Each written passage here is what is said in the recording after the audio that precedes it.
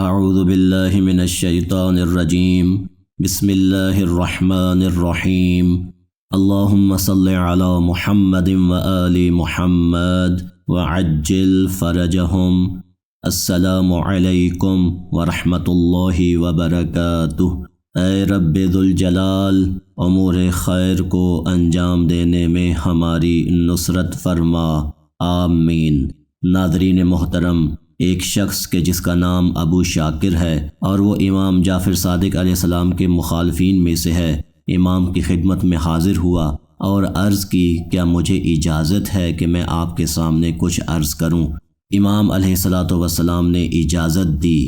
عرض کرتا ہے کہ جو آپ نے خدا کے بارے میں گفتگو کی ہے، محض افسانے کے علاوہ اور کچھ نہیں۔ آپ افسانے اور کہانیاں بیان کر کے لوگوں کو نظر نہ آنے والے خدا پر ایمان لانے کی دعوت دے رہے ہیں، کیونکہ ہر وہ چیز جو ہمارے حواس خمسہ درک نہیں کر سکتے وجود نہیں رکھتی۔ ہو سکتا ہے کہ آپ کہیں انسان عقل کے ذریعے خدا تک پہنچ سکتا ہے، لیکن میں کہتا ہوں کہ ہماری عقل بھی یہ حکم لگائے گی کہ ہر وہ چیز جو ہمارے حواس خمسہ درک کر لیں وہ وجود رکھتی ہے، اور وہ چیز جو حواس خمسہ کے ادراک میں نہیں آتی وہ وجود نہیں رکھتی۔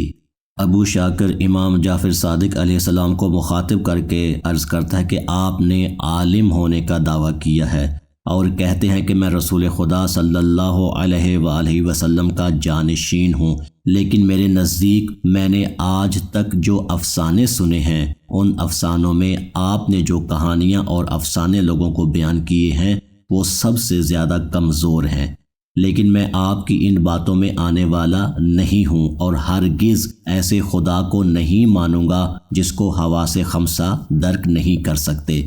راوی کہتا ہے کہ جب تک ابو شاکر گفتگو کرتا رہا، امام جعفر صادق علیہ السلام خاموشی اور اطمینان کے ساتھ اس کی گفتگو سنتے رہے، حتیٰ کہ امام علیہ السلام نے ایک لفظ بھی اس کی گفتگو کے دوران نہ فرمایا۔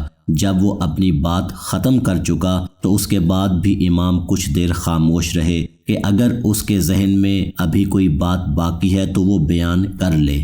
اس علمی مناظرے کی تفصیل جاننے کے لیے محترم ناظرین سے گزارش ہے ہماری ویڈیو آخر تک آن لائن ملاحظہ فرمائیں، اور اگر آپ نے ہمارے چینل دی نالج آف اسلام کو ابھی تک سبسکرائب نہیں کیا تو سبسکرائب کا بٹن دبانے کے ساتھ بیل آئیکن کو پریس کرنا نہ بھولیں تاکہ ہماری لیٹسٹ ویڈیوز بلا تاخیر آپ تک پہنچ سکیں، اور یقیناً ایسا کرنا ہمیں قرآن کی اس آیت کریمہ کا مصداق بنا دیتا ہے، بسم اللہ الرحمن الرحیم، تعاونوا علی البر والتقوی، نیکی اور تقوی کے کاموں میں ایک دوسرے کی مدد کرو۔ شکریہ۔ ابو شاکر کی گفتگو ختم ہونے کے بعد امام جعفر صادق علیہ السلام نے ارشاد فرمایا، اے ابو شاکر، تو نے کہا کہ میں افسانہ سرائی کرتا ہوں اور اپنے افسانوں کے ذریعے لوگوں کو ایسے خدا کی طرف دعوت دیتا ہوں کہ جو آنکھ سے دیکھا نہیں جا سکتا۔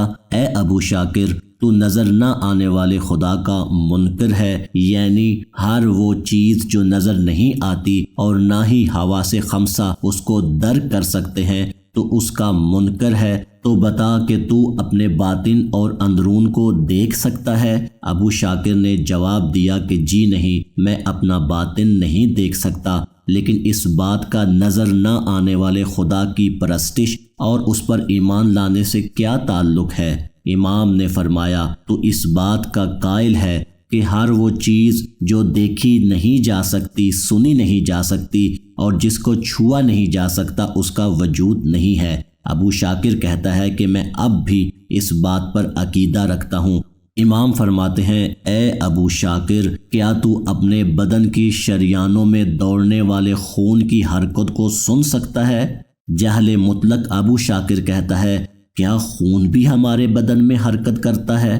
امام صادق علیہ السلام ارشاد فرماتے ہیں، جی ہاں، خون ہمارے پورے جسم میں ہر چند منٹ کے بعد گردش کرتا ہے، اور اگر چند منٹوں کے لیے یہ خون کی گردش ہمارے جسم میں رک جائے تو انسان کی موت واقع ہو جاتی ہے۔ اے ابو شاکر، کیا آج تک تو نے اپنے جسم میں موجود خون کی حرکت کو دیکھا ہے؟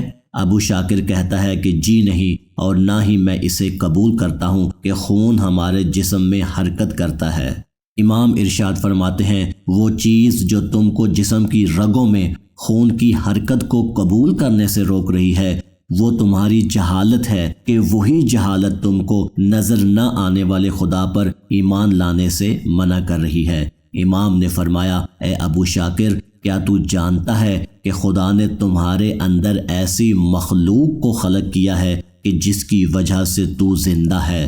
ابو شاکر کہتا ہے کہ میں نہیں جانتا۔ امام فرماتے ہیں تو فقط ہر اس چیز کو مانتا ہے کہ جس کو تو اپنی آنکھوں سے دیکھ سکتا ہے، اور جو چیز نظر نہیں آتی تو اس کو نہیں مانتا۔ تو سن، خدا نے تمہارے جسم کے اندر ایسی مخلوقات کو خلق فرمایا ہے کہ جو رشد کرتی ہیں، ان کی اولاد بھی ہوتی ہے، اور وہ کچھ عرصہ تمہارے جسم میں رہنے کے بعد مردہ ہو جاتی ہیں، لیکن تو نہ ان کی آواز سن سکتا ہے اور نہ ہی ان کو لمس کر سکتا ہے۔ اے ابو شاکر سن، جو جاندار مخلوق تمہارے جسم میں موجود ہے ان کی تعداد نہ صرف اس زمین پر بسنے والوں سے زیادہ ہے بلکہ ان کی تعداد ریت کے ذروں سے بھی زیادہ ہے۔ اسی لیے تو کہا گیا ہے کہ جس نے خود کو پہچان لیا اس نے اپنے رب کو پہچان لیا۔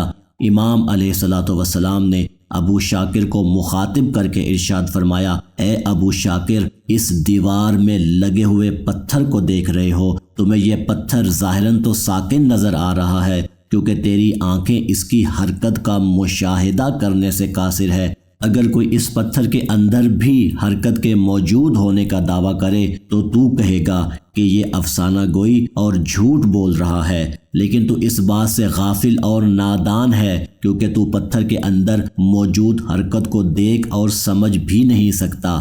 ایک دور ایسا آئے گا کہ جب لوگ پتھر میں پائے جانے والی حرکت کا مشاہدہ کریں گے۔ امام جعفر صادق علیہ السلام نے 1400 سال پہلے جسم میں خون کی گردش، جسم میں پائے جانے والے بیکٹیریاز، ایٹم اور مالیکیول کی حرکت کو بیان فرما کر دنیا والوں کو بتا دیا کہ ہم ہی وہ سچے ہیں جن کی زبان سے نکلنے والے الفاظ کو قیامت تک کوئی جھٹلا نہیں سکتا۔